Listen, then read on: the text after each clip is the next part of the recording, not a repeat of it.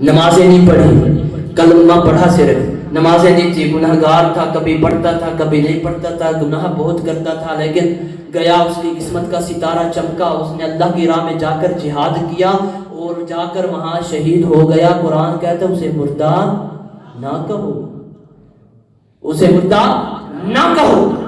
تو محترم ایک عام مسلمان جب وہ میرے نبی کے دین پر پہرا دینے کے لیے اپنی جان قربان کر دے تو اسے مردہ کہنا منع ہے، وہ زندہ ہے۔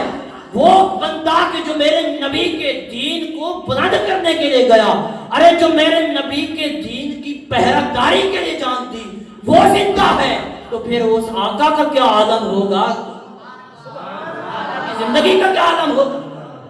اور آپ کہتے ہو ایسے نہیں، تو حدیث سنیں، جب معراج کی رات ہوئی، میرے آقا سفر معراج پر جا رہے تھے، آپ حضرت موسیٰ کی قبر سے گزرے، اور میرے محبوب فرماتے ہیں اذا مررت بقبر موسیٰ رأیت یصلی قائما، فرماتے ہیں جب میں موسیٰ کی قبر سے گزرا میں نے دیکھا کہ حضرت موسیٰ قبر میں کھڑے ہو کر نماز پڑھ رہے ہیں۔ جب یہ بات ہوئی تو کچھ لوگ یہ کہتے ہیں کہ نہیں نبی زندہ تو ہیں لیکن روحانی طور پر زندہ ہے، جسمانی طور پر زندہ نہیں ہے۔ کیا کہتے ہیں؟ روحانی طور پر زندہ ہے۔ میں ان کو کہتا ہوں میرے محبوب نبی سارے کے سارے روحانی طور پر نہیں بلکہ جسمانی طور پر بھی زندہ ہے۔ آپ کہیں گے وہ کیسے؟ روح جو ہے نا، روح یہ ایک گول دائرے کی طرح ایک گیند کی مثل ہے۔ آپ سائنسی تحقیق دیکھیں تو روح کو جیسے آپ بال ہوتی ہے نا، اس کو یہ کہتے ہو بال کھڑی ہے، بال بیٹھی ہے، بال سوئی ہوئی ہے، یہ کبھی کہا ہے آپ نے؟ نہیں، یہ کہتے ہو نا بال ہے، پڑی ہے تو پڑی ہے، کھڑی ہونا، بیٹھنا، سونا، اٹھنا یہ اس کا وصف نہیں ہے۔ تو روح بھی سیم اس بال کی طرح اسی طرح ہے۔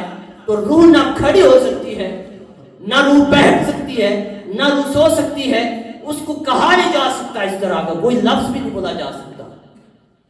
تو جب روح کا یہ وصف ہے، کھڑا ہونا نہ ہونا اس کے وصف میں نہیں ہے، تو وہ لوگ جو کہتے ہیں نبی صرف روحانی طور پر زندہ ہے، جسمانی طور پر نہیں ہے، تو اس کا جواب میرے محبوب نے خود دے دیا۔ فرمایا کہ جب میں نے قبر سے میں گزرا موسیٰ کی قبر سے، فرمایا رأیت موسیٰ یصلی قائما، میں نے دیکھا کہ حضرت موسیٰ کھڑے ہو کر نماز پڑھ رہے تھے۔ تو کھڑا ہونا جسم کا خاصہ ہے، روح کا خاصہ نہیں ہے۔ روح کھڑی نہیں ہو سکتی، جسم کھڑا ہو سکتا ہے۔ تو پتا چلا کہ انبیاء قبروں میں جسمانی طور پر زندہ ہے۔